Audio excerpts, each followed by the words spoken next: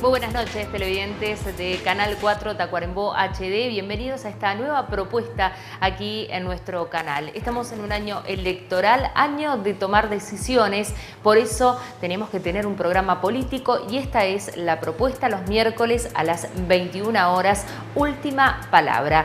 Una forma de estar en contacto con los diferentes protagonistas, tanto a nivel departamental como a nivel nacional. Así que contamos con ustedes para cada noche de miércoles estar compartiendo este rato, este mano a mano con los políticos, como les decíamos, a nivel departamental y nacional, para conocer sus propuestas, sus aspiraciones, el por qué están en la política y también cómo ven la actualidad del país y, bueno, qué futuro es el que quieren para todos los uruguayos. Así que vamos a estar esperándolos cada miércoles a partir de esta hora. Y como siempre, bueno, cada propuesta comienza con el apoyo de quienes, bueno, proponen realizar cosas diferentes. En este caso, bueno, agradecer a la dirección del canal, a Martín Azurica, por confiar en nosotros para llevar adelante esta propuesta periodística, política. Por supuesto que estaremos contando con el equipo del canal, Ernesto Gómez en cámara, Daniel Carabelli en la dirección, Fabricio Sarli, quien ha estado en todo el apoyo logístico de este programa.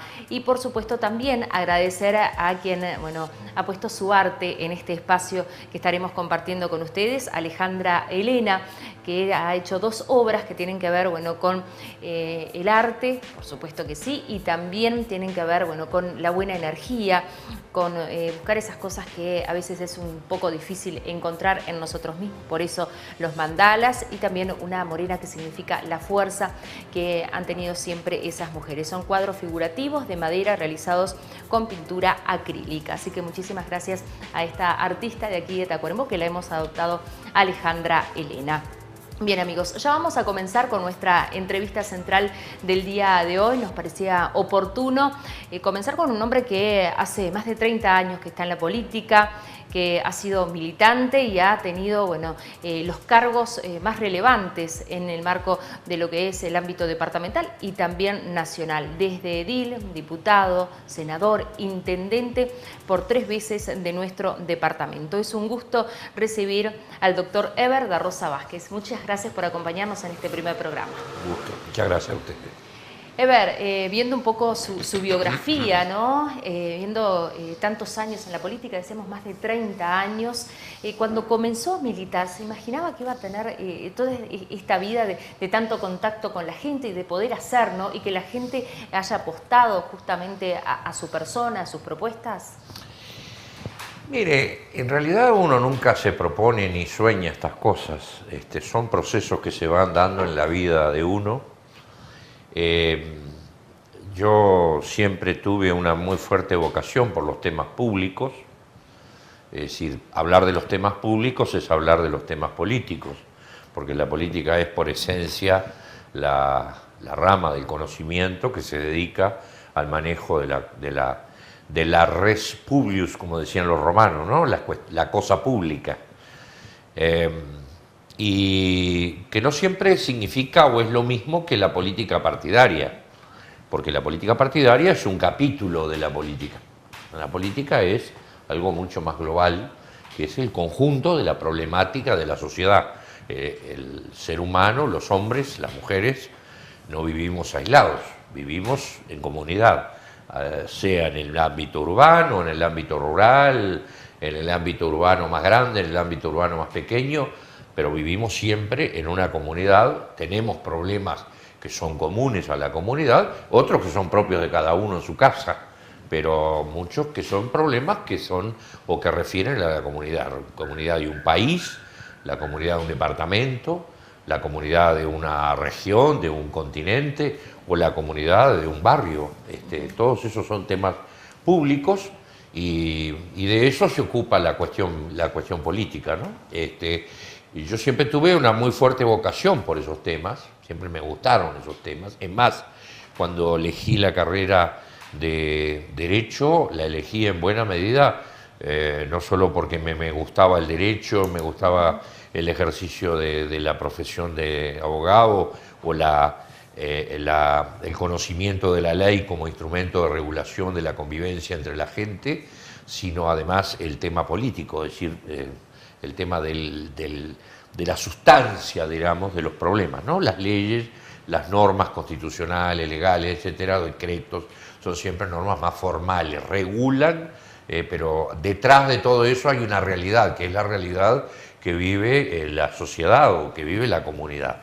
Eso siempre estuvo en mi vocación y eso es lo que me motivó cuando terminé secundaria a iniciar el estudio de preparatorio de Derecho y después irme a la Facultad de Derecho en el año 1975. Coincidió el hecho de que cuando egresé de la facultad y me vine a ejercer la profesión de abogado de Tacuarembó, coincide con el hecho de la apertura democrática. Yo ya en el periodo, digamos, del régimen de facto, en el periodo dictatorial, había tenido una fuerte militancia. Eso mismo le iba a preguntar, ¿desde cuándo se recuerda militante? Yo diría que, si para poner una fecha, es medio difícil precisar una fecha, pero y más en aquella época que la actividad era toda ilegal, era clandestino, ¿no? Claro. Pero si hay una fecha que yo pondría como la fecha que recuerdo, digamos, del inicio de mi actividad política, particularmente de mi militancia en Montevideo, fue en el mes de mayo, el 20 de mayo, por ahí, del año 76, 1976, cuando el entierro de Héctor Gutiérrez Ruiz, que había sido diputado por Tacuarembó, que pertenecía al Partido Nacional, que había sido asesinado en Buenos Aires y que por iniciativa de algunos familiares míos fui con ellos al cementerio del Buceo, Montevideo, donde fue enterrado, y bueno, hubo una dura represión en aquel momento, y bueno, a partir de ahí continué en reuniones, actividades, reuniones generalmente pequeñas. ¿Le dio miedo alguna vez ser militante en esa época? Sí, porque militar en una época en que se ejerce la actividad de forma clandestina, en donde el premio que usted puede recibir no es un cargo, sino que es que lo metan en una camioneta y lo lleven a una comisaría o a un cuartel, naturalmente siempre genera cierto temor, cierto miedo. ¿Vivió alguna situación de que no viví directamente, pero viví muy de cerca a través de muchos compañeros y de mucha gente muy cercana y de actividades que realizábamos en aquella época dentro del Partido Nacional y dentro de la línea que yo militaba, que era básicamente el Movimiento Nacional de Rocha, bueno, en más de una oportunidad tuvimos dificultades. A mí me tocó más de una vez llevarle la comida a algún compañero preso en la jefatura de policía o en la seccional de investigaciones, ¿no? Bueno, eran los riesgos de la época que tal vez uno los corría tal vez con un poco de inconsciencia. ¿No? Fue docente Pero es el empuje de juventud y que mostraba ya la inquietud, la voluntad, el deseo de estar involucrado en la cuestión pública, en la cuestión política. De manera que se imaginará que cuando después nos vamos a la institucionalidad a partir del año 1985, obviamente que ya tuve una participación ya mucho más intensa y más activa y más involucrada en aquella época como edil departamental. Fue también docente de historia, docente de sociología. ¿Qué recuerda de esa época, ¿no? De ese contacto? Fue una época muy linda y una época que yo siempre digo me enseñó mucho. Es decir, yo ejercía la tarea de docente, pero a su vez aprendía con los muchachos. Y aprendí una cosa que me fue muy importante, me fue muy útil en la vida política después, que es el lograr interactuar, el lograr comunicar.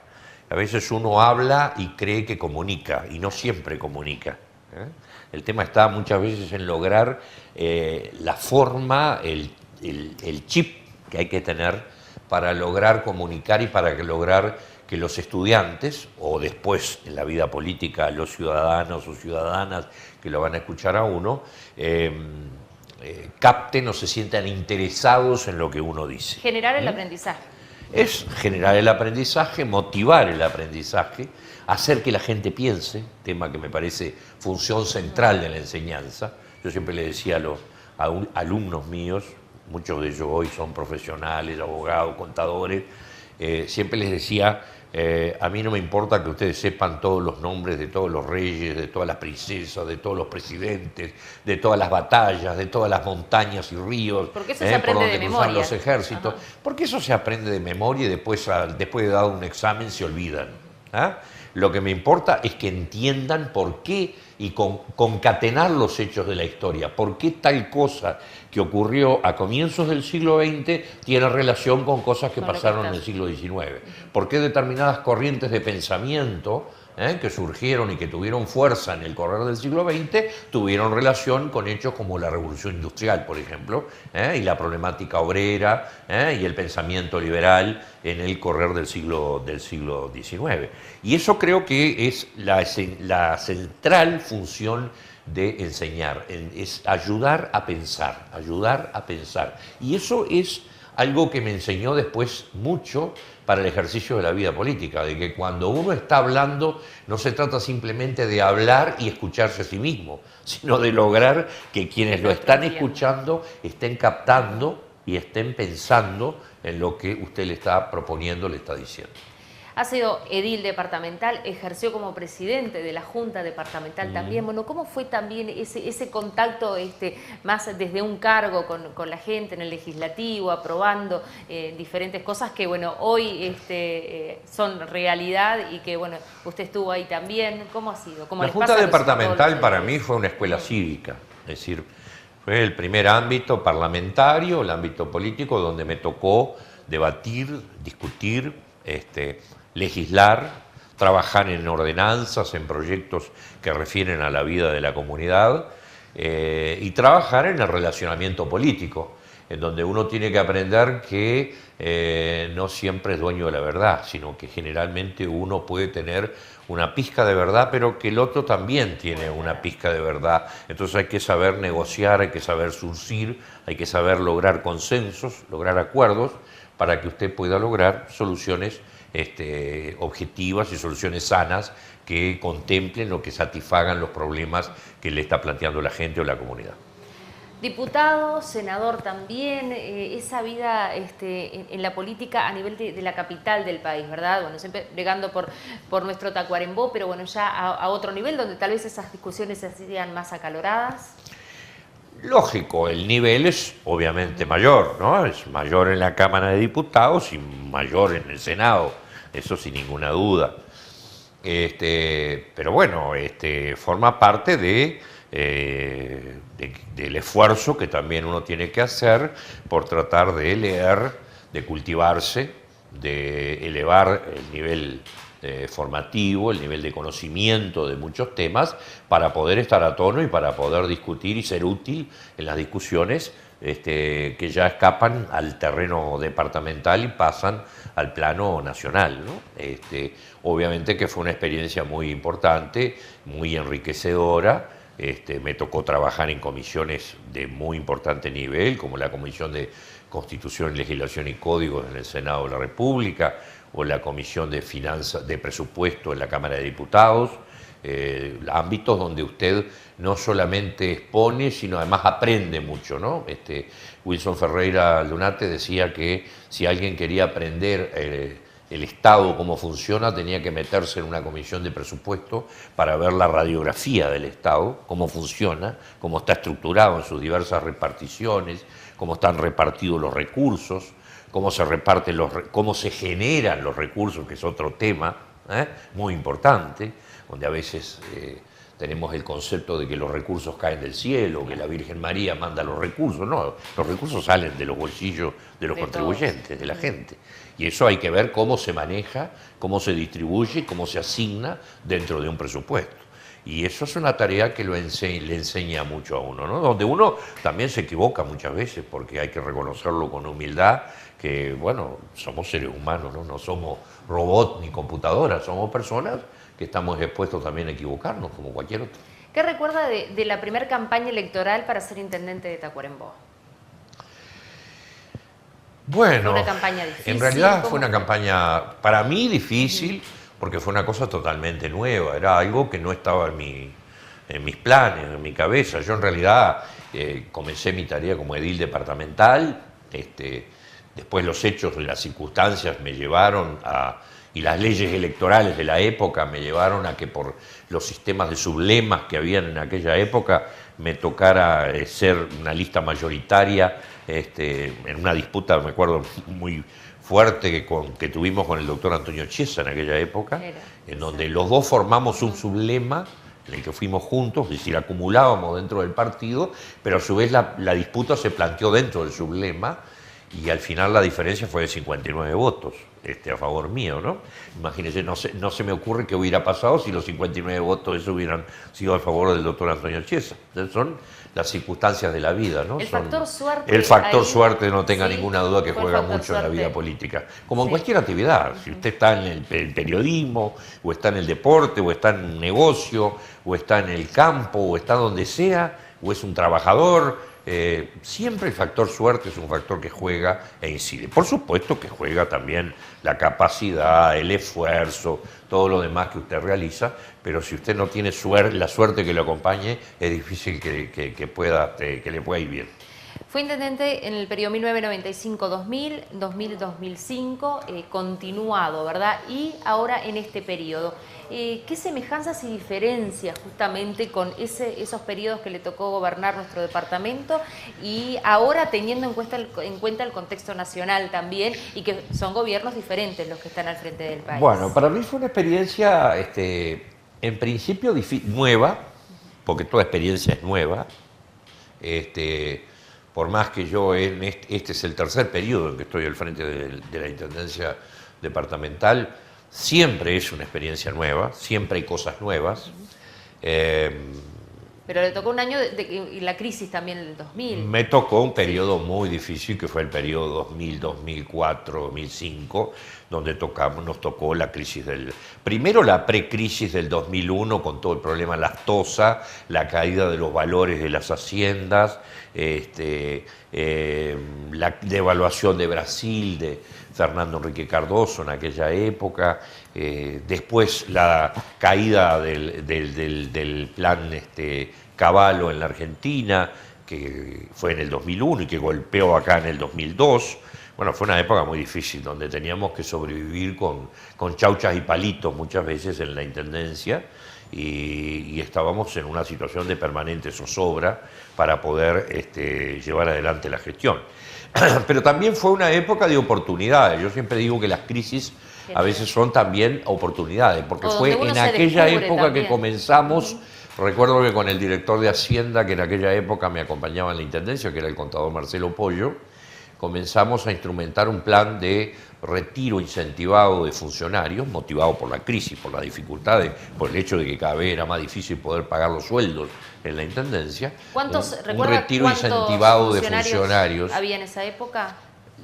Yo recuerdo que en esa época nos manejábamos con 1.800 y pico de funcionarios, y cuando me fui en el 2004 quedaron 1.560, 1.570. Más o menos los que hay ahora. Más o menos sí. Se va manteniendo, porque en esa materia el intendente Esquerra, en los 10 años que tuvo una disciplina muy férrea en el sentido de no incrementar drásticamente la cantidad de funcionarios, y esa misma disciplina es la que trato de mantener y la que estoy manteniendo ahora, cuando a veces mucha gente demanda trabajo y dice, a mí me dicen que hay trabajo. Sí, claro que hay trabajo, pero el problema es que hay que pagarlo después. Y lo que yo no puedo hacer es tomar irresponsablemente funcionarios y después decirles no tengo plata para pagarles el sueldo. Es decir, eso es una cuestión que está en el centro de la cuestión y en la credibilidad de la gente, porque después nadie le va a decir, no, qué bueno fue el intendente, porque fue generoso, nos dio trabajo a todos. No, lo que van a decir es, este irresponsable tomó un mundo de gente y ahora no le paga el sueldo. Eso es lo que va a ocurrir. Entonces, a partir de ahí hemos mantenido una línea bastante disciplinada, en el sentido de no incrementar drásticamente la cantidad de funcionarios y poder cumplir con las obligaciones de la Intendencia en forma normal. Yo siempre lo digo, no estamos en condiciones de tirar manteca al techo, ni cosa que se parezca, pero tampoco estamos con dificultades y estamos cumpliendo puntualmente nuestros compromisos con los funcionarios, con los proveedores, en fin, dentro de lo que es razonable y de lo que es normal en el funcionamiento de una administración.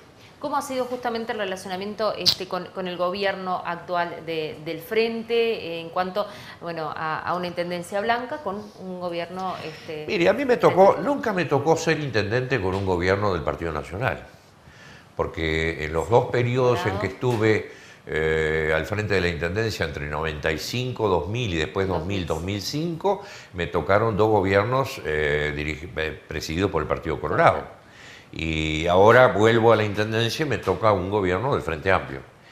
Pero en general siempre he mantenido buen diálogo, es decir, sabiendo respetar, sabiendo naturalmente, exigiendo y planteando las razones que muchas veces uno tiene que plantear para defender lo que es suyo y lo que es su departamento, pero haciéndolo de una manera que yo creo debe ser la forma inteligente de actuar, que no es a los cascotazos, ni es con fanatismos, ni con fundamentalismos, simplemente agrediendo. Es razonando, intercambiando razones, y bueno, a veces uno gana y otras veces pierde, es lo normal en la vida pública y a eso se tiene que acostumbrar. En su periodo de senador, en alguna publicación por ahí, bueno, ¿se cuestionó o se observó ese buen relacionamiento que usted ha tenido con la oposición, con el propio Mujica? ¿Cómo lo vivió usted? Es que yo siempre me he caracterizado por ser un político que no... Yo respeto a todas las corrientes y todas las formas de hacer política, pero en general no me he caracterizado por ser un político que está en la actitud meramente crítica o destructiva. No me gusta estar en la actitud solamente crítica, porque creo que eso es relativamente fácil. Criticar. Criticamos todos. ¿Ah? La cuestión es construir, la cuestión es aportar, y la cuestión muchas veces es negociar. Aún estando en la oposición, saber negociar para conseguir que determinados proyectos sean aprobados. ¿Ah? El diario El Observador publicó, cuando ya estábamos terminando el periodo pasado, un artículo en el cual decía que yo era el senador que había logrado la aprobación de mayor cantidad de proyectos de mi autoría dentro de la oposición. Y eso era en buena medida producto de qué? Producto de que negociaba, de que encontraba acuerdos con legisladores del oficialismo para lograr que determinados proyectos que me parecían buenos e importantes pudieran salir adelante.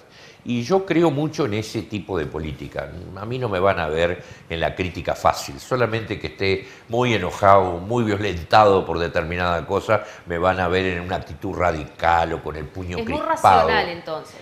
Sí.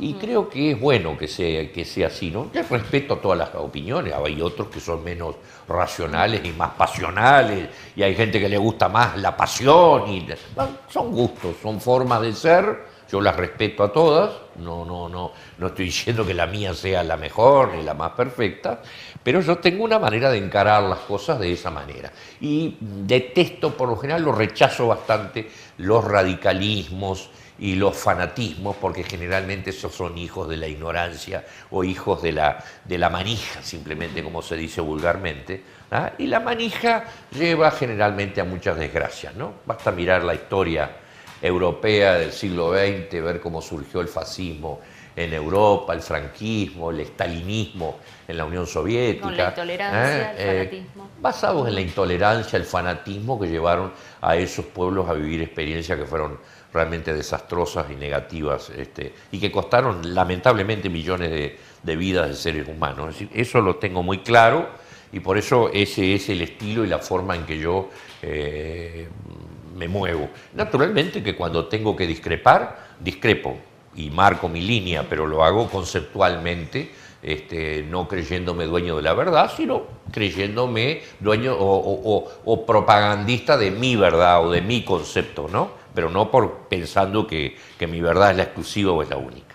Bueno, hablando ahora de la campaña electoral actual, ha nacido un nuevo político, Juan Sartori. Se ha hablado de que ha estado cerca de usted en algún contacto. ¿Eso qué tiene de real? Digo, porque acá seguramente le ha llegado. Yo dialogo con todo el mundo. Yo dialogo con todo el mundo y le puedo asegurar que he hablado con todos los precandidatos que hay dentro del Partido Nacional. He hablado muchas veces con Luis Alberto Lacalle Pou, con el doctor Larrañaga, ¿lo consultan con Sartori? ¿En algunos temas? A veces sí, otras veces no, pero bueno, cada uno está en su función. Exacto. Y yo respeto la función que ellos cumplen, pero tampoco es ciertas versiones que dan, que uno se adhirió a tal línea o se adhirió a tal otra. Yo tengo una línea tomada desde hace ya 2 años en que con un grupo de intendentes, en el acierto o en el error, con alto porcentaje o bajo porcentaje en las encuestas, hemos formado una corriente de opinión dentro del partido que es hoy que propugna la candidatura del intendente Antía como presidenciable o como candidato a la presidencia. Y lo hacemos, como lo he dicho en algunos actos que se han realizado ya, con el mayor de los respetos hacia los demás candidatos. O sea, no tengo para hablar, yo para hablar de un candidato tengo que decir por qué me parece que es bueno, y no para no decir que es bueno tengo que decir que los demás son malos o dedicarme a criticar a los demás. Porque además esto es una interna. Y la gente a veces se olvida, ¿no? La gente confunde a veces elección interna con la elección nacional única. La elección nacional va a ser en octubre y el balotaje en noviembre. Y las departamentales donde se elijan los intendentes y los alcaldes y los ediles en el otro año todavía. ¿Ah? O sea que ni siquiera va a ser en este año, es el año que viene. ¿Ah? Así que esto va por capítulos. ¿Ah? Y lo que hay que ver ahora es cómo vamos cerrando cada capítulo. Primero la elección interna, ¿ah? Donde se elegirá el candidato dentro del partido, cerraremos filas detrás de ese candidato que lleve el partido para las elecciones de octubre, y bueno, y después nos abocaremos a las otras campañas. Pero lo que hay que entender es que esto va por etapas. No es como a veces la gente tiene la tendencia a confundir con las viejas épocas en donde en una elección se elegía todo. Se votaba todo, candidatos nacionales, candidatos departamentales, los partidos llevaban 3, 4, 5 candidatos a la presidencia. No, hoy vivimos una interna o una primaria, como dicen algunos. Primero elegimos el candidato dentro de cada partido y después la elección nacional será en octubre. ¿Cree usted que es mejor este sistema? Tiene cosas, en algunas cosas mejor porque le da más libertad al ciudadano para poder expresarse. El ciudadano puede votar, por ejemplo, a un partido en una elección nacional y puede votar a otro en la elección departamental. Yo cuando fui candidato en las elecciones departamentales tuve votos de gente que no era, por supuesto, la mayoría del Partido Nacional, pero tuve también ciudadanos colorados, ciudadanos frente amplistas, y hubieron algunos blancos que no me querían y se fueron a votar a otro partido en la elección departamental. Es decir, es más libre. Ahora, el problema que tiene es que es más estirada, cansa más a la gente, cansa la militancia, porque usted tiene una elección interna, después la elección nacional, y después tiene la elección departamental el año que viene. Y además son más costosas, y bueno, cuando la gente además vive estas cosas con mucha pasión, se corre el riesgo de terminar en peleas, ¿no? Y las peleas son muy negativas porque se supone que en un partido que pretende ganar el gobierno no pueden exhibirse peleas, porque si hay peleas, después es difícil que la gente confíe en ese partido para darle el gobierno nacional, ¿no?